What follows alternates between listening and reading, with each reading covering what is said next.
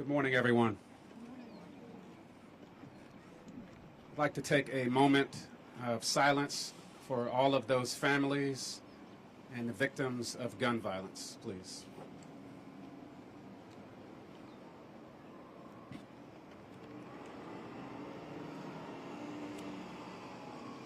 At this time, we would like you all to please stand for the entrance of the color guard.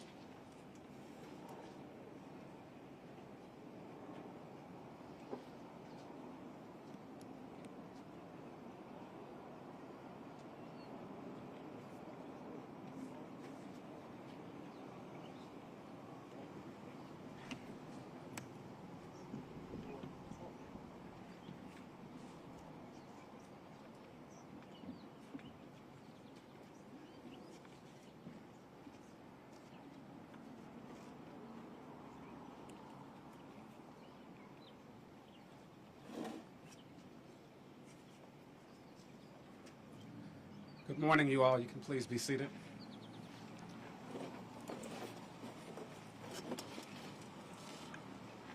I'd like to take this time to welcome you all to this moment of remembrance. My name is William Rowell. I work in the mayor's office for the city of Annapolis.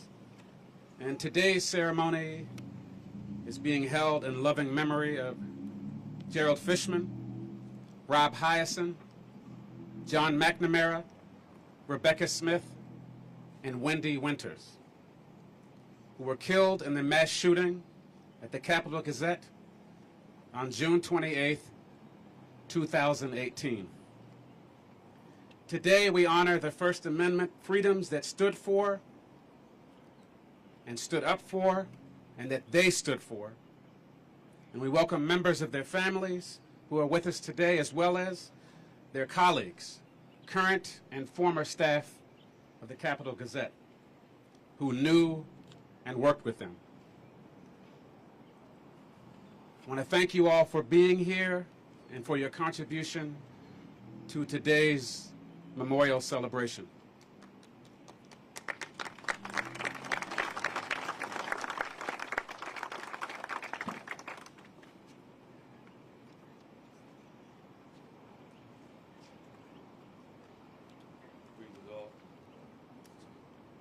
Today's ceremony is also a reminder of the tragic impact of gun violence in our community of Annapolis. My name is Anatola Jai. I lead the Mayor's Office of Gun Violence Prevention Program, No Harm, and this year has reminded us how great the challenge is. Just over 2 weeks ago, Mario Morales, Nicholas Morales, and Christian Segovia were killed in our city's second mass shooting. We welcome members of their family who are here with us today. Our condolences.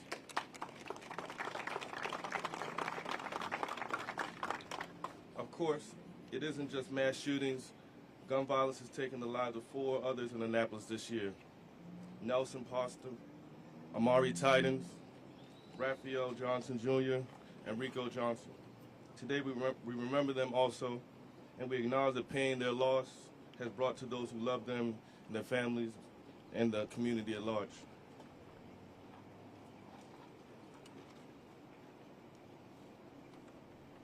Shortly, we will hear from family members and colleagues, along with a reading by Annapolis poet V.P. Loggins, who has written a piece especially for today's ceremony. And following the speaking part of today's program, we will lay 5 wreaths to honor the 5 community members and friends whom we lost 5 years ago. We will also hear again from our violinist, Kristen Backegard, of the Annapolis Symphony Orchestra. But before we bring up our first speakers, I would like to thank you for being here today, and thank you all for acknowledging a number of people who could not be here today. So again, we want to extend our welcome to our elected officials and for those who represent various organizations, including Moms Demand Action and others who are here today in the name of those fallen at the Capital Gazette. This time I'd like to acknowledge Governor Wes Moore and First Lady of Maryland, Dawn Flythe-Moore.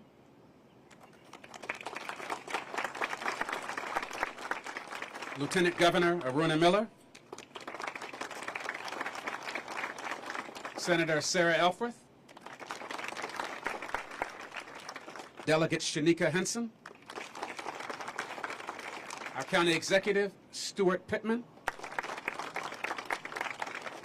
County Council Member Lisa Radvian. Our Mayor, Gavin Buckley. Alderpersons who are here. Alderwoman Ellie Tierney, Ward 1, this is her ward. Alderwoman Sheila Finlayson.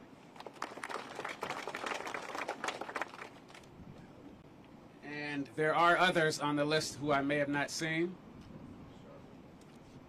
Congressman Sarbanes.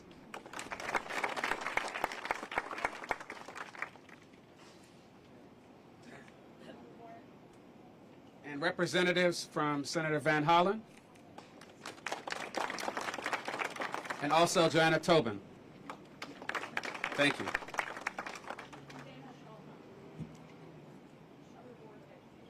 Yes, Dana Shawheim from the Board of Education. And we have Mayor Ellen Moyer and Sheriff Sesker. Thank you all. And,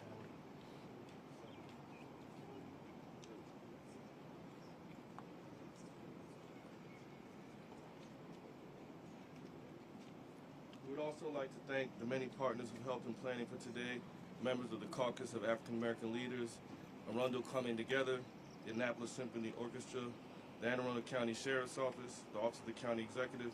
Thank you all for your help and contribution today. And to everyone here, thank you for coming and contributing your presence and love to the ceremony. I also want to recognize Jessica Cook from Senator Cardin's office. And now I'd like to call upon our first speakers, Andrea Chambly and Maria Hyacinth.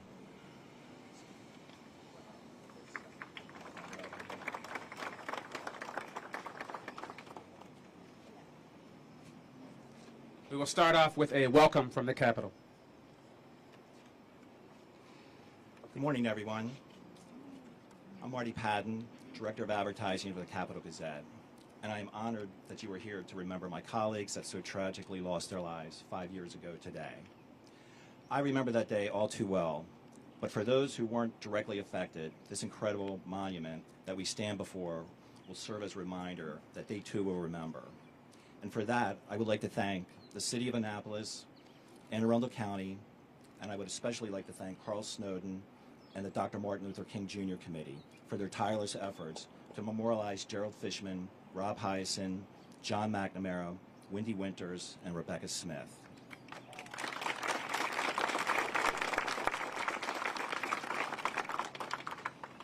It is hard to believe it's been 5 years since the senseless act of violence took the lives of my colleagues and abruptly changed the lives of those who love them and worked alongside them.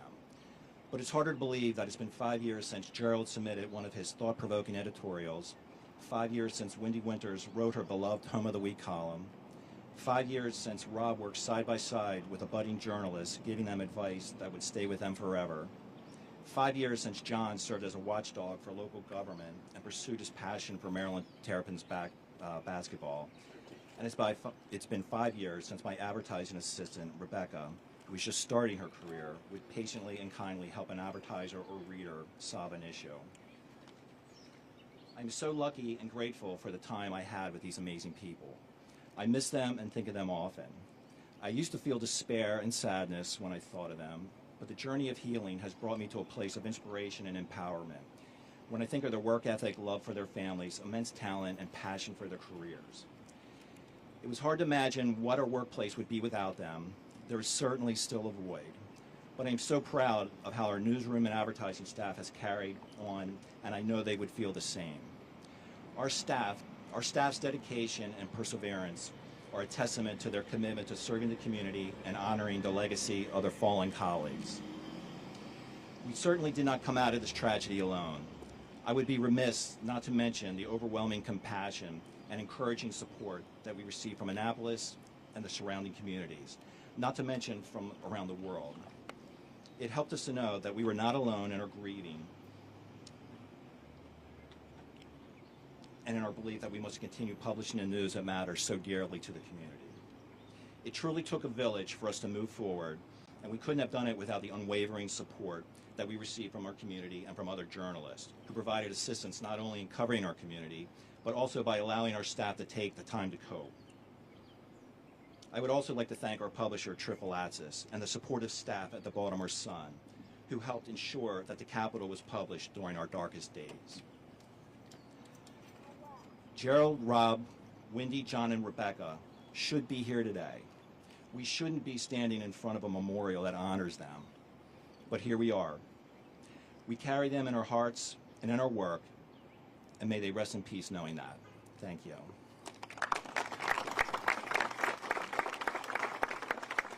Thank you, Marty. I want to also acknowledge Rick Hutzel, the Capital. Yes, absolutely. I had the pleasure of serving on the editorial board at the Capital at that time with Rick and others, and it was an amazing experience. So at this time, we'd like to have our next speakers, Andrea and Maria.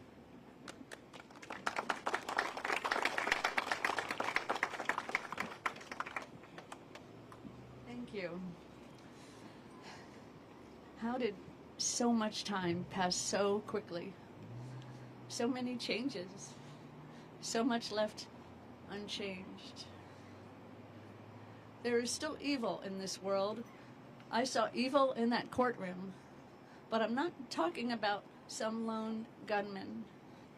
I'm talking about the evil that speaks softly and carries a big checkbook. The evil that puts guns in the wrong hands in the first place. 30 years ago, we banned assault weapons and gun deaths plummeted, but evil is still here. The ban expired, and since then, this evil and greed has made firearms the top cause of bleeding for pregnant women, the top cause of injury and death for women at work, the top cause of injury and death for their children. So we can't give up. Organizations that championed firearm safety saw their evil opportunity and converted dark money into private jets and Armani suits, into walled compounds and luxury yachts. And politicians learned to profit from this dark money too. They hang on to this money train, to this lifestyle for dear life, for our dear lives and the lives of our dear ones. Evil is more profitable than it has ever been, but we won't give up. Gun violence victims are all around us. None of them can give up. We don't have that option. But there is still hope. Another example of progress on safety is drunk driving, which changed our country thanks to an organization called Mothers Against Drunk Driving. The alcohol industry swore we were restricting liberties, interfering with law-abiding adults, pulling over the good guy with the beer. But we raised the drinking age anyway, and we lowered the blood alcohol levels too. We saved lives, and the alcohol industry is doing just fine. But MAD never gave up. Likewise, the gun safety movement is making progress too, with red flag laws, better background checks, concealed carry restrictions, and the first federal gun safety law in 30 years. Maryland has a gun safety governor. We defeated the NRA-backed incumbents in my district too, and replaced them with gun safety candidates. We are tired, but we can also seek inspiration from the civil rights movement.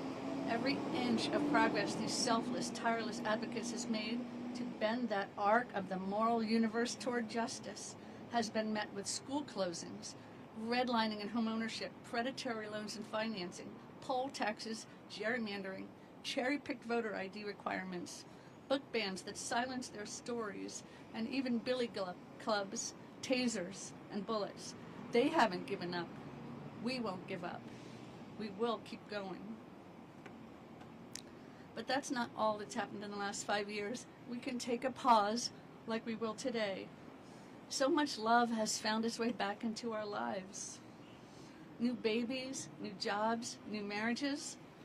We will always miss the people we lost, but happiness, joy, and appreciation hasn't given up on us. We appreciate the old and the new friends, the supporters all around us, and the public servants who are with us in this fight, willing to put their own desires for luxury yachts in the harbor right here aside, and instead to roll up their sleeves with us and save lives. We won't give up on safety, but we won't give up on love either. Thank you.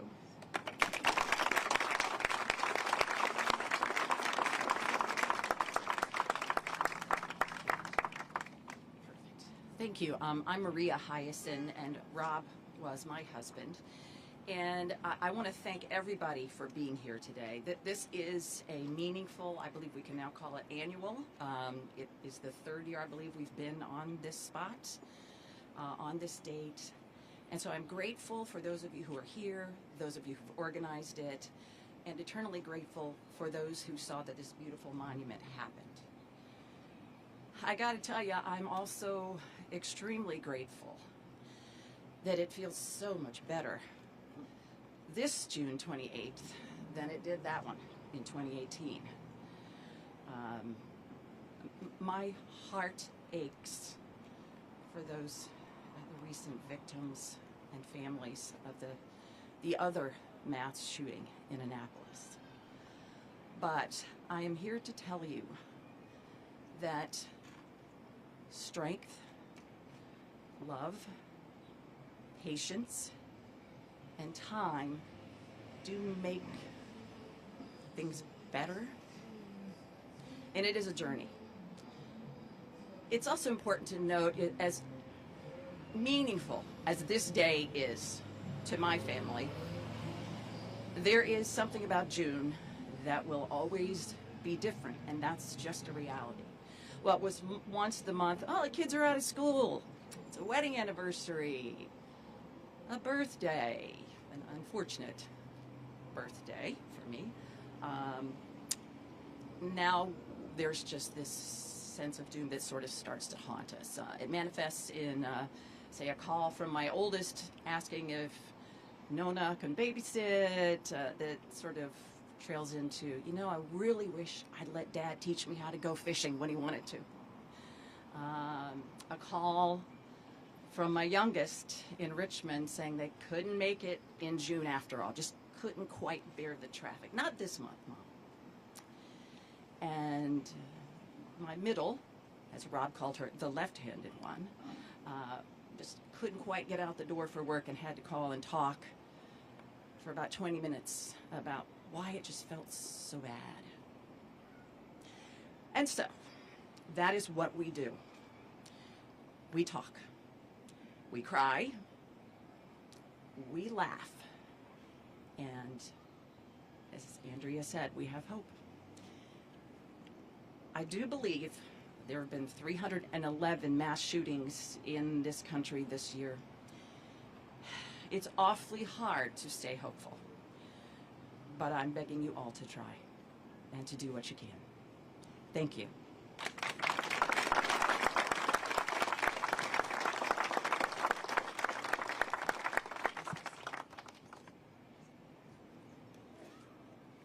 I'd also like to acknowledge Delegate Heather Bagnall and Anne Arundel County State's Attorney Ann Colt-Litis. And thank you all for your words. Our next speaker today reminds us that the tragedy of gun violence is closer than any of us ever wanted to be. We will now hear from Christian Segovia Sr., who lost his son Christian just over 2 weeks ago on Sunday, June 11th.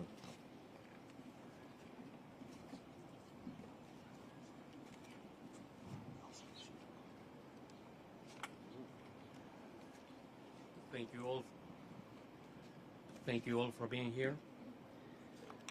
My name is Christian Segovia Sr.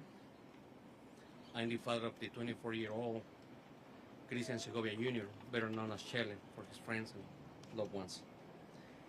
He was assassinated 2 weeks ago, cowardly assassinated 2 weeks ago in the Annapolis shooting. There is nothing you can say to the families to console us. How can you explain to a 6-year-old that his beloved father all of a sudden disappeared without a trace, that he can no longer see him, but his father is everywhere, that his father loves him, but he wants to physically see him? How these surviving relatives can go living by inertia, feeling the emptiness and the sadness of what the future will be without our loved ones. You know, it's against nature that a parent bury his kids. The pain is indescribable. I don't wish the pain, not even on the assassin of my son.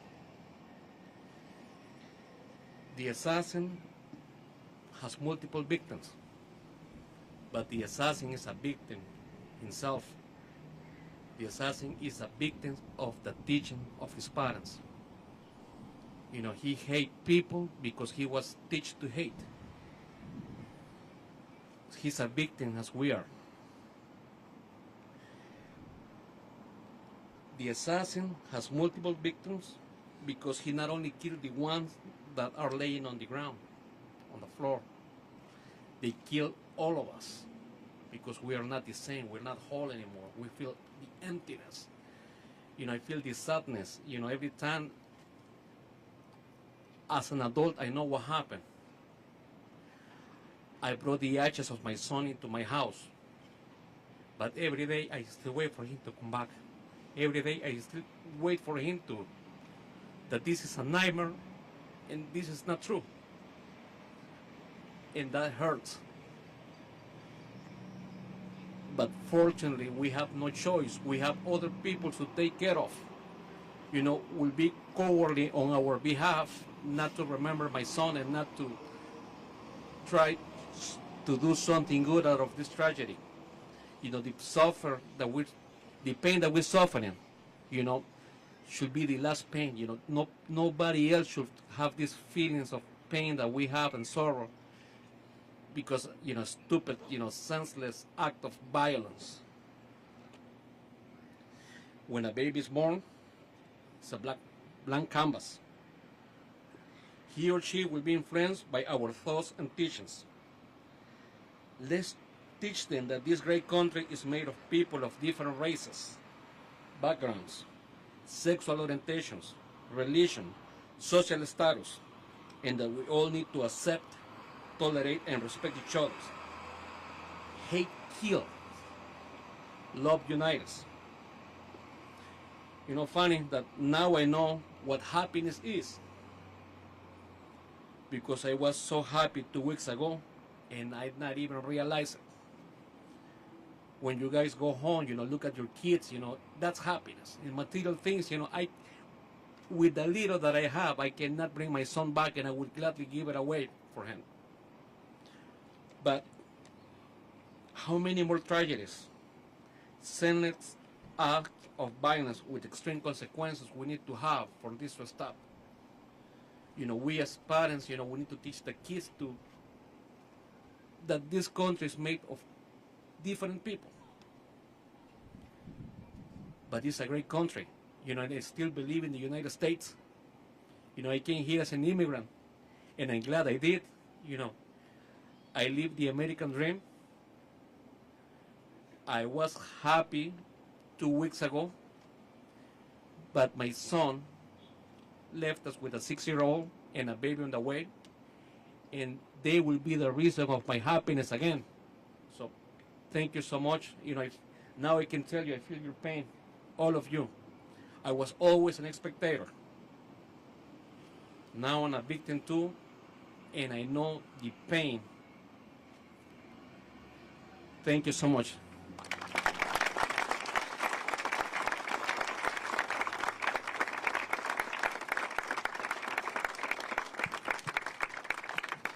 Thank you for your strength, Mr. Segovia. And all of those who have been victimized or have experienced gun violence, can you please raise your hand?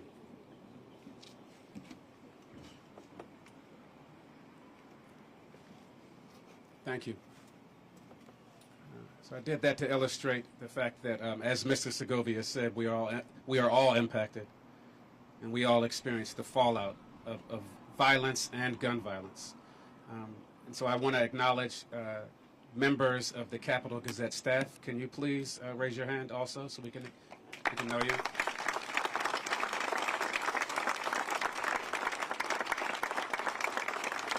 Because it does take courage to also show up here today and be in this space. So we do acknowledge that and we thank you. So all of our speakers today have reminded us that as a community we must stand together and stand strong, and we must also not only experience and acknowledge grief, but unite in that grief so that we can be sure things like this never happen again. But today's ceremony is not just about grief. It is about memories, and most importantly, it is about love. It's about how we go forward and draw courage and inspiration from these experiences and from those who've touched our lives and have made them better by their existence. And so we want to acknowledge their existence again with this ceremony. And in that spirit, we'll have VP Loggins come forward and share a poem that he has written for today's ceremony.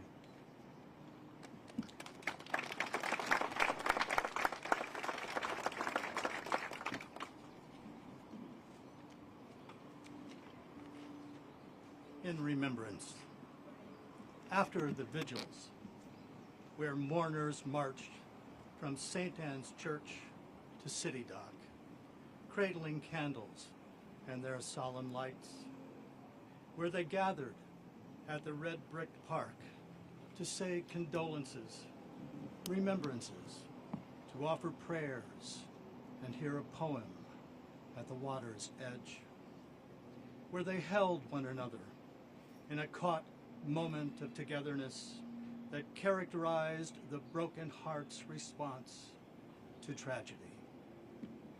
And where on Father's Day, our citizens would walk in grief again beneath the State House dome to the margins of the bay.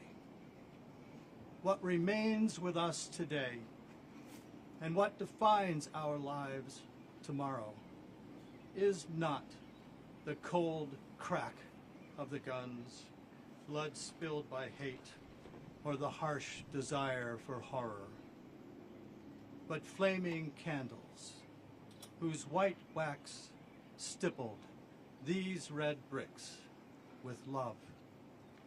Thank you.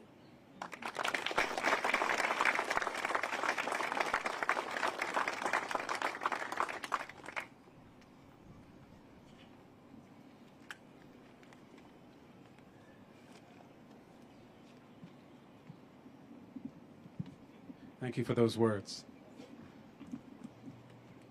It is now time to lay the wreaths in honor of those we have lost. Once the last wreath has been placed, we will pause for a few moments of silence. I'd now like to invite all of those who are laying wreaths to come forward as your names are called. So what we're also going to ask is that in this area we clear it a little bit so that the wreaths can be laid against the pillars.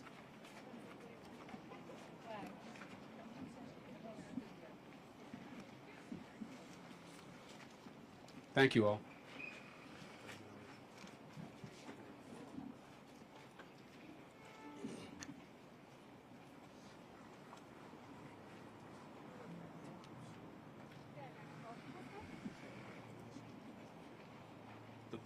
The first wreath will be laid on behalf of the families who lost loved ones in the Capital Gazette shooting. It will be placed by Wendy Winters' daughter and grandson,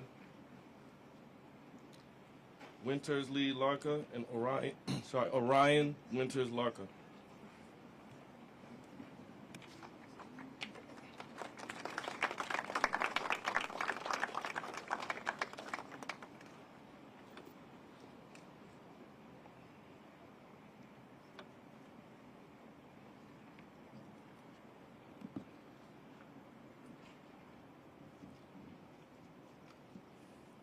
The second wreath will be laid by Bill Wagner and Paul Gillespie on behalf of current and former staff of the Capital Gazette. Also, Rachel Patella and E.B. Ferguson. Thank you. Rachel Patella and E.B. Ferguson.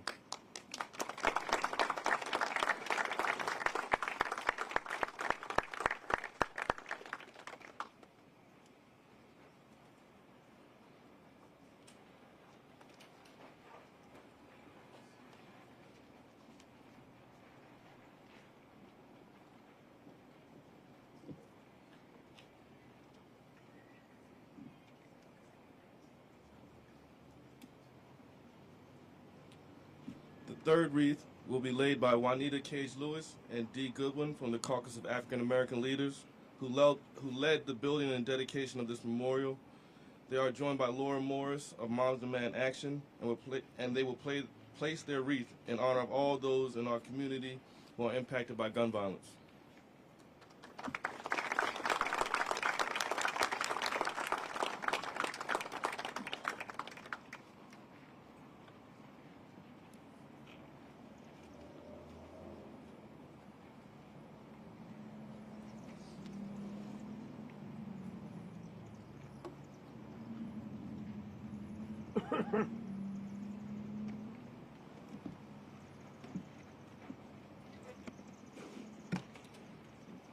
The fourth wreath will be laid by Mayor Gavin Buckley and County Executive Stuart Pittman on behalf of the City of Annapolis and Anne Arundel County.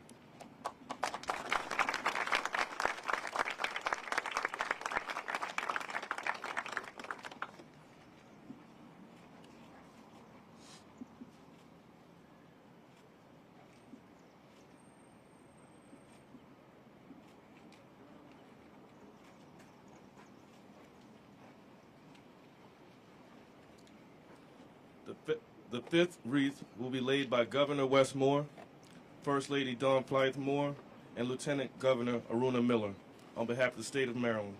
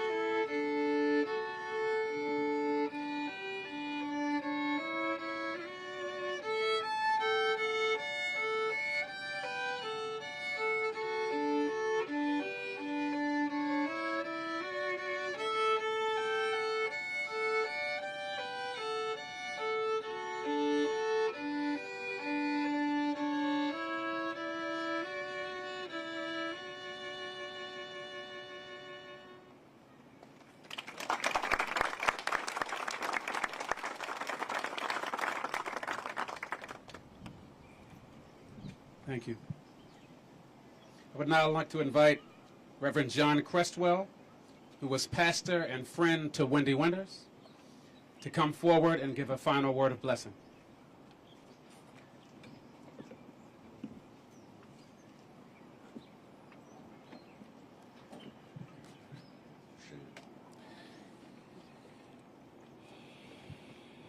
It's good to be here. Thank you for asking me to share this blessing. I would like to begin with a litany of remembrance.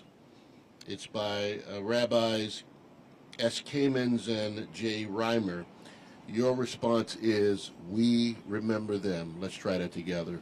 We remember them. In the rising of the sun and in its going down, we remember them. In the blowing of the wind and in the chill of winter, we remember them. In the opening of buds and in the rebirth of spring, we remember them. In the blueness of the sky and in the warmth of summer, we remember them. In the rustling of leaves and in the beauty of autumn, we remember them. In the beginning of the year and when it ends, we remember them. When we are weary and in need of strength, we remember them. When we are lost and sick at heart, we remember them. When we have joys we yearn to share, we remember them. So long as we live, they too shall live, for they are a part of us now, as we remember them. Let us pray, meditate, or contemplate these words. Spirit of life, God of many names, we come now asking for your blessing on all those gathered here, and especially bless those families still grieving and wrestling with such tragic loss, and all the families in this state and nation and world who have lost loved ones due to gun violence. Teach us to learn to be more loving and compassionate. Might we learn to study war no more. Remind us that we are homoousios, all of the same substance, made by love for love. We give thanks for all those gathered here today to remember what is important to us all. We give thanks for the hands that organize this remembrance and celebration. We give thanks for those who work so hard to protect democracy and our First Amendment rights. And our great Spirit, send us forth on our way, remembering what we have experienced here today, to do justice, love mercy, and walk humbly, to be courageous and of service to our community. Show us that justice, equity, and compassion are our way forward. Send us forth now. In the name of all that is holy and righteous, I leave these words. Amen. Thank you, Reverend Crestwell. I ask that you all please stand for the color guard.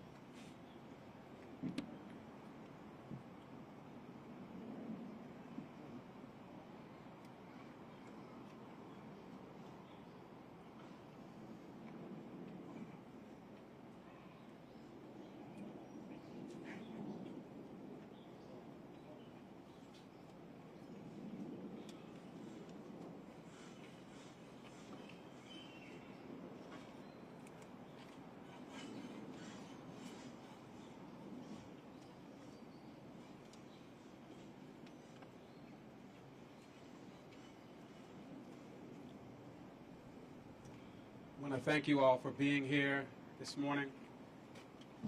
And as a reminder, these are 5 very real and connected human beings who are a part of this community.